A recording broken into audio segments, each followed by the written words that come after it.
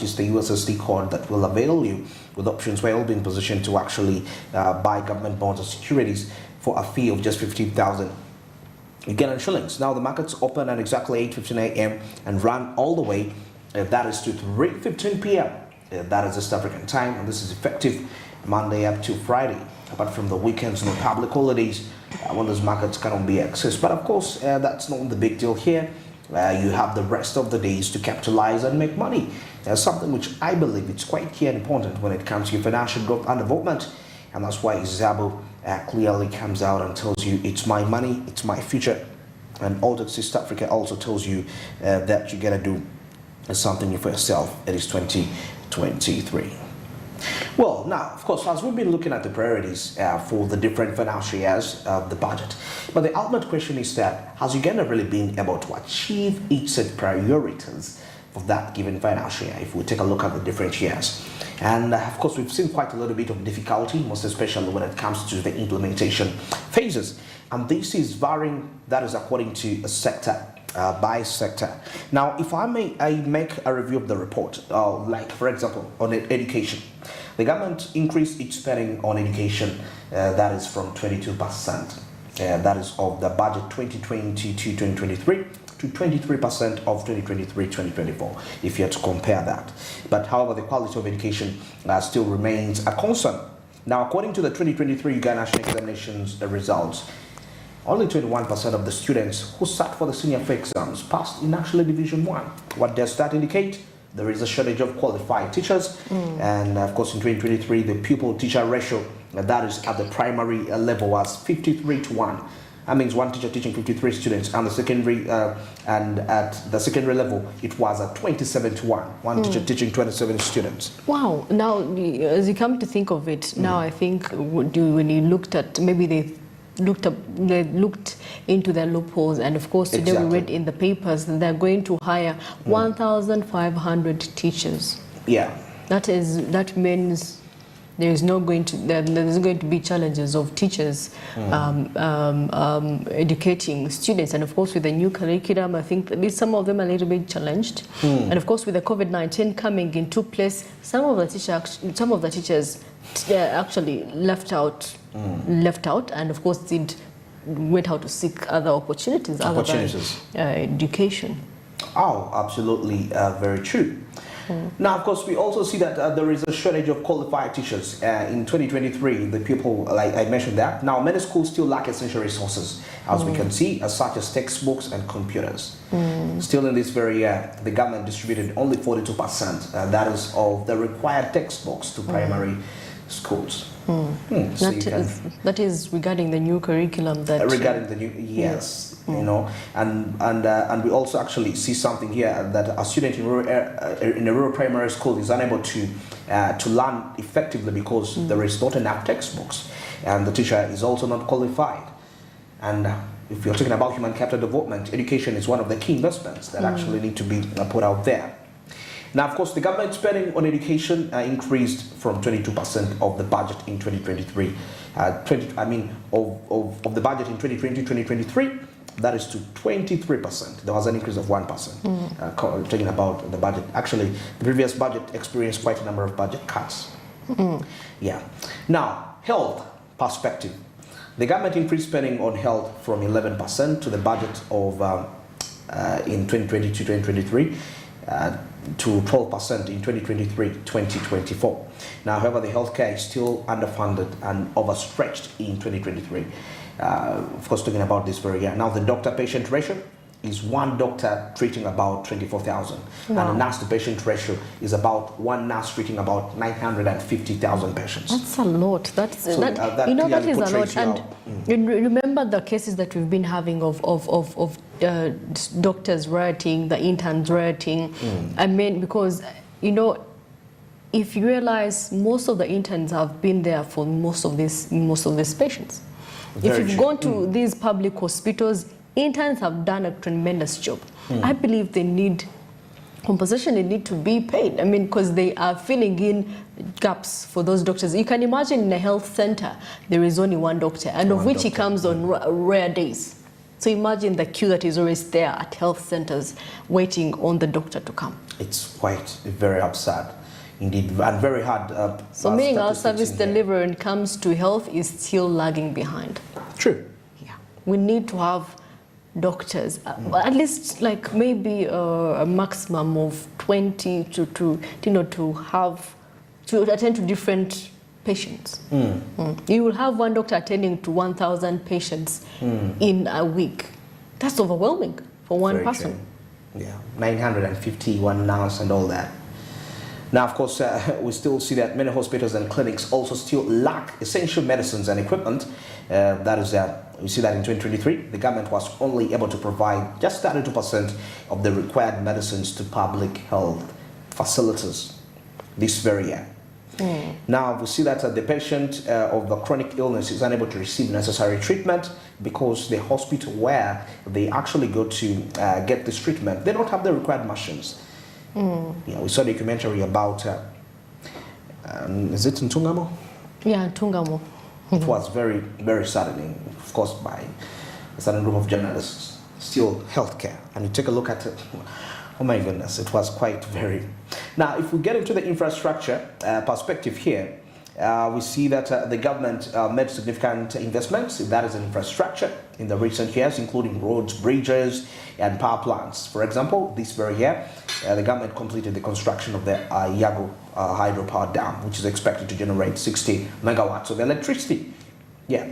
However, there is still need for further investment, that is in infrastructure, particularly in the rural areas. This very year, only 59%, that is, of the rural population had access to electricity, and only 31% had actually access to improved sanitation facilities.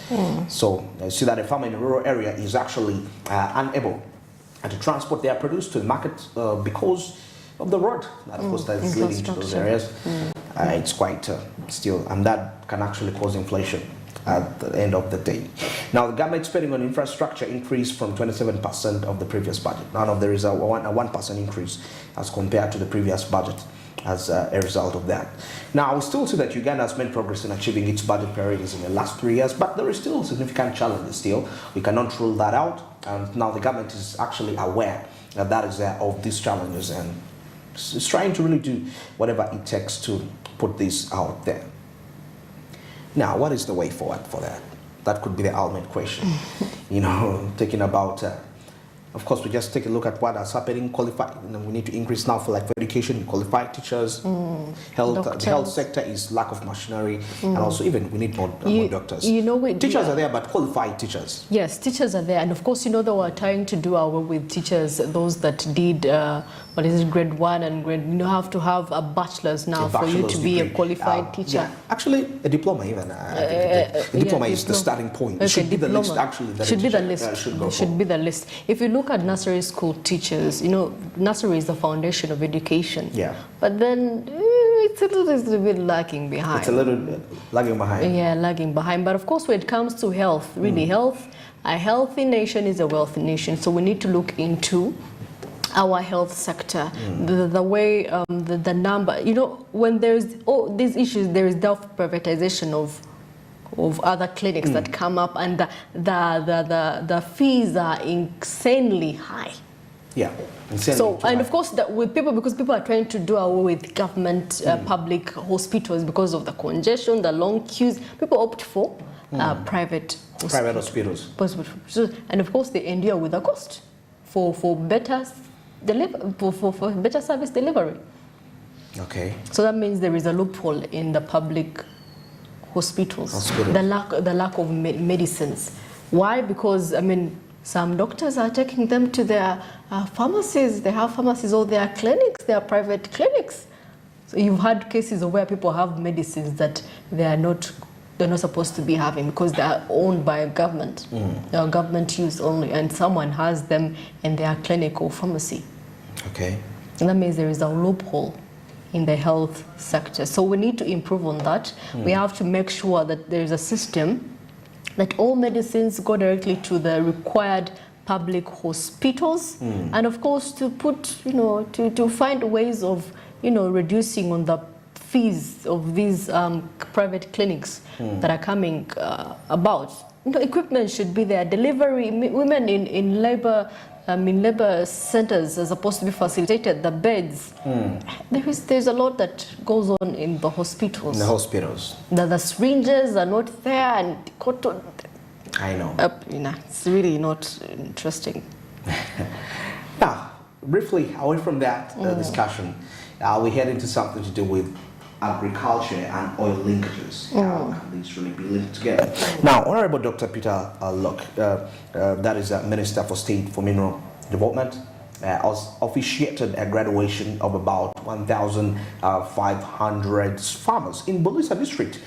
These actually just learned skills on post-harvest process and enterprise development and financial literacy that is organized by what we call by Pure Grow Africa under the MC Darabont. Now, while at it, he asked the oil farms to prioritize the host community in jobs to ensure that they actually benefit from oil and gas sector.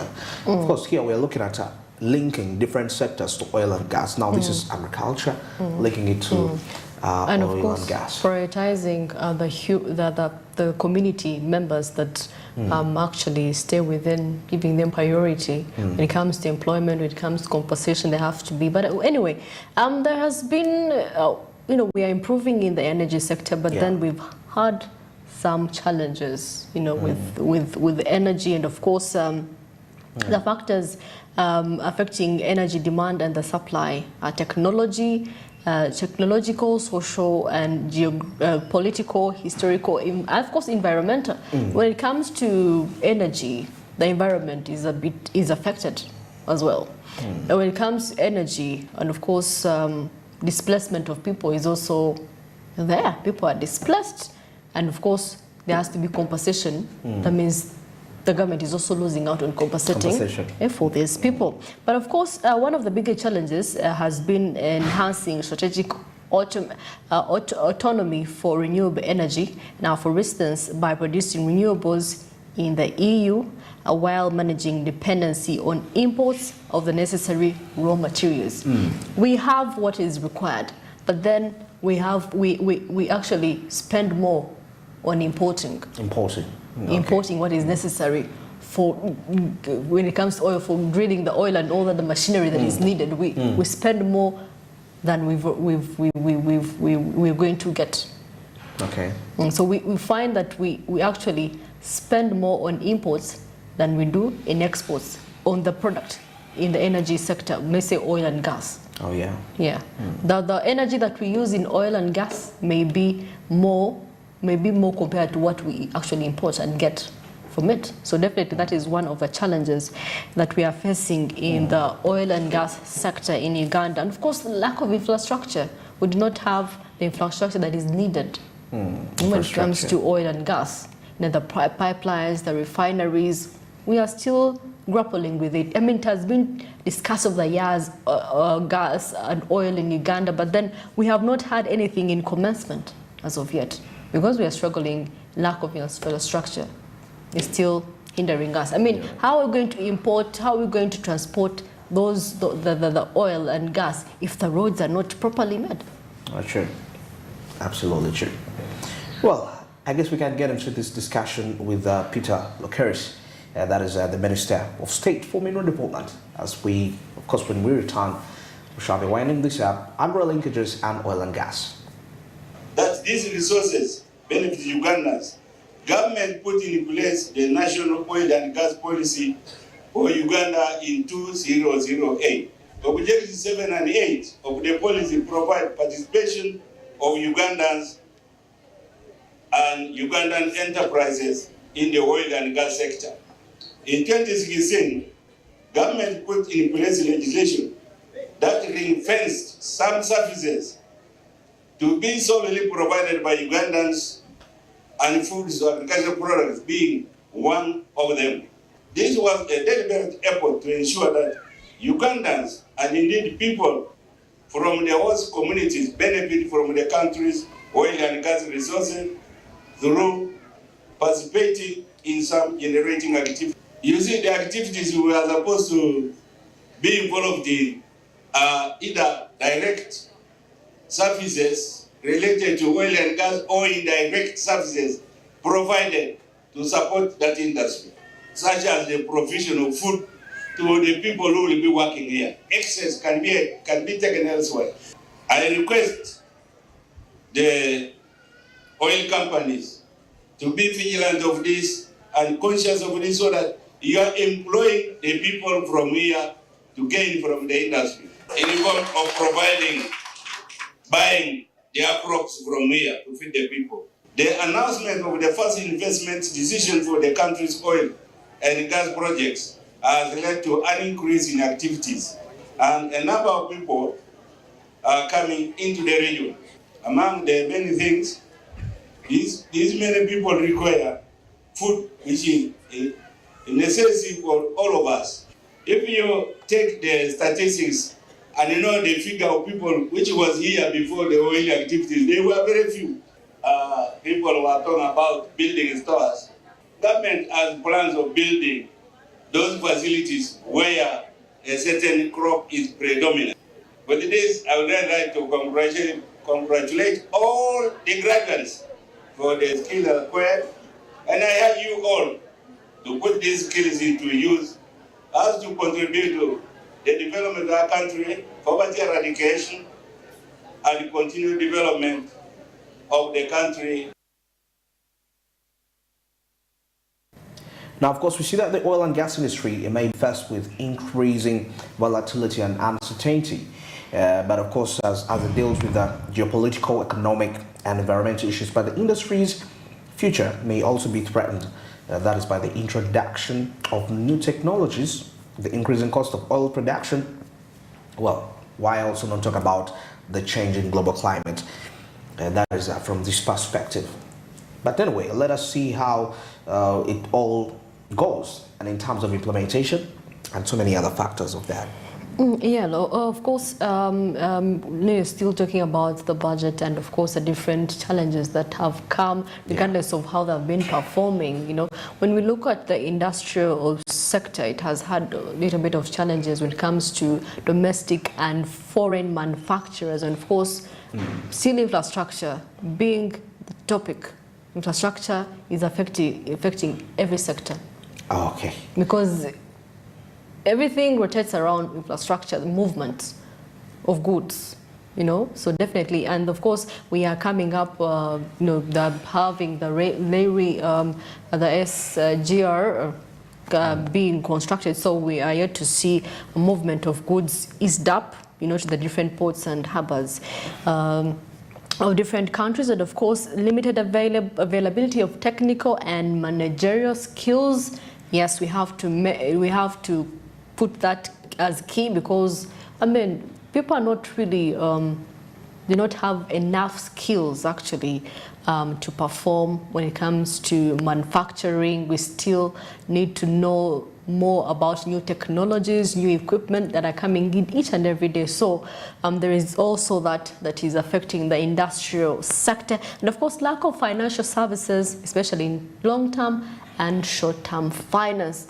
Finance has been a hindering factor in all aspects of life. So in case there is no finance, that means a different aspect or industry or sector is going to be affected. So limited finance also has hindered industrial performance in Uganda. But however, we've been seeing different industries coming up, you know, different farms coming up, skilling, you know, providing job opportunities for the different youth and, you know, the population as large in Uganda. So anyway, if we could fight, we could have proper infrastructure, if we could have skilling, you know, new technology coming in, new machines coming in, definitely we could go by far when it comes to manufacturing. We could have, if we added even value to our produce, we could actually export already made things, and we could get more money for our country, Uganda. All right, that is it regarding those matters, budget priorities, and the different sectors and what challenges they are meeting. Well, the great things for being part of the show from all the way started, from the morning call with Marcy and Godwin, that is writing in the very first hour with international updates and so many other, and I came and joined in with Marcy Kotsime all the way from my traffic report. And now we're here winding This app, well, still on that notice to remind you that you can, meet us at Smart24 TV, that's on Twitter, and our Twitter handles at Smart24 TV Live, that's on YouTube, where you can stream us in there on the different platforms. But also still to remind you that all these conversations are being powered by Zabu. That is a platform from Altex. Will just make your trading experience much more easy and friendly. And *292# is simply the USSD code for you to be a part of those markets. And here you'll be able to buy bond securities for a fee, which is just 15,000. That is Ugandan shillings. And you can actually choose to invest more. But Zabu made this a reality. And this is regardless of where you're located. You could be in the east, west, south, east, anywhere, north, as long as you're there, *292#, and regardless of whether you have a button phone or a smartphone. That's why Zabu confidently comes out and tells you it's my money, it's my future, and Altex East Africa tells you that, well, you gotta do something new for yourself. Remember, it is 2023.